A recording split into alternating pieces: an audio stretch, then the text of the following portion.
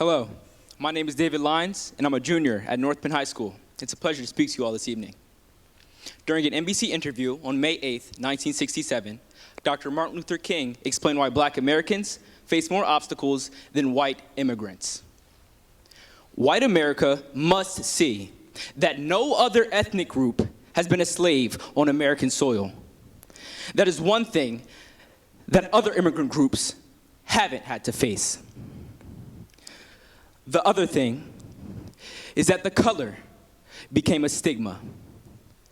American society made the Negro's color a stigma.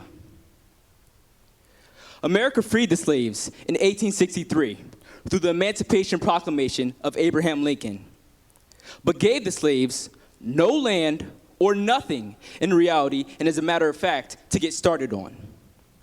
At the same time, America was giving away millions of acres of land in the West and the Midwest, which meant that there was a willingness to give the white peasants from Europe an economic base, and yet it refused to give its black peasants from Africa who came here involuntarily, in chains, and had worked free for 244 years, any kind of economic base.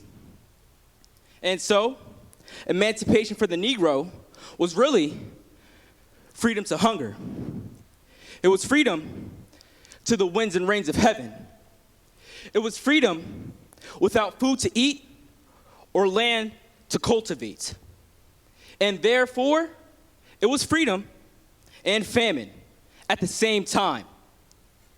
And when white Americans tell the Negro to lift himself by his own bootstraps, they don't look over the legacy of slavery and segregation. Now, I believe we ought to do all we can and seek to lift ourselves by our own bootstraps. But it's a cruel jest to say to a bootless man that he ought to lift himself by his own bootstraps. And many Negroes, by the thousands and millions, have been left bootless as a result of all these years of oppression and as a result of a society that deliberately made his color a stigma and something worthless and degrading. Thank you.